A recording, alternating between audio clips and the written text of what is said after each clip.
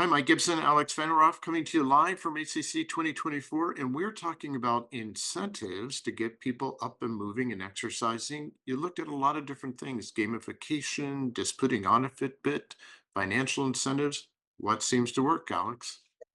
So I think that the big picture from our study is that a lot of these things work. So you know, even so, this was a long term study. It was a 12-month intervention followed by a 6-month follow up, and in the control arm where people just got a Fitbit and set their own goal to increase steps, and then got a text message every day telling them how many steps they took the day before. People increased their steps by about 1,400 steps per day from baseline to the end of the 12-month follow up. But then when you look at the other interventions that we tried, that we looked at, the gamification intervention, the financial incentives, and the combination of gamification and financial incentives, gamification increased steps by more than 500 steps per day beyond the control condition. Financial incentives by the same amount, by about 500 steps more per day than the control condition. And then the combination of financial incentives and gamification by about 850 steps more than the control condition. So, in some of these arms, you're looking at about 2,000 steps more per day, and in the combination, you're looking at about 2,300 steps more per day than baseline. So a pretty substantial increase in steps. And what kind of relative increase is that? That's on a baseline of how many steps, Alex? About 5,000 was the average that these participants took at the beginning of the study, the baseline. So you might get a, I don't know, 40 to 50% increase in your steps. That's what it looks like.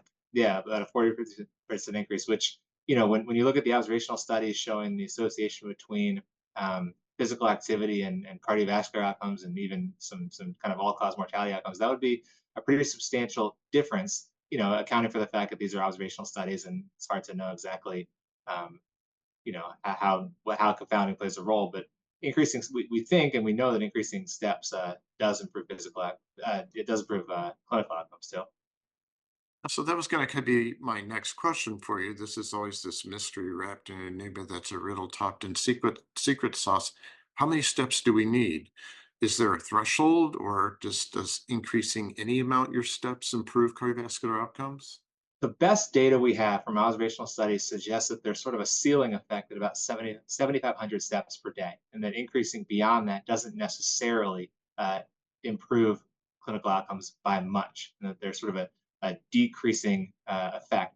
Now, that's sort of the summary of a lot of studies. Some other studies show a benefit above 7,500, but the ceiling, across multiple studies does appear to be at 7,500 steps per day, at least in observational studies.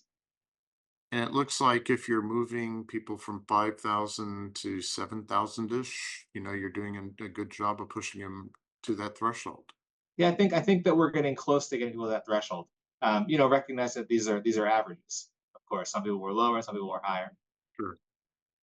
Well, is this ready for prime time? I mean, should we be telling our patients to go get a Fitbit or some other wearable to drive them in this direction, or do we need more data? I think that in some ways it is ready for prime time. We already tell our patients to move more, to exercise more. Many of our patients are already getting Fitbits. I think that it's reasonable to tell our patients already that if they wanna move more, they should, consider getting a Fitbit if they can afford it, and they should set a goal to increase their step count by some reasonable amount that they think that they can accomplish. In the study, we had them set a goal to increase steps by 33 to 50%. So I think that start having our patients start there is reasonable. The question that also arises is, should health systems, should insurers be doing this for our patients? Should we be providing them with Fitbits? Should we be enrolling them in programs where we help them increase their steps with gamification or financial incentives?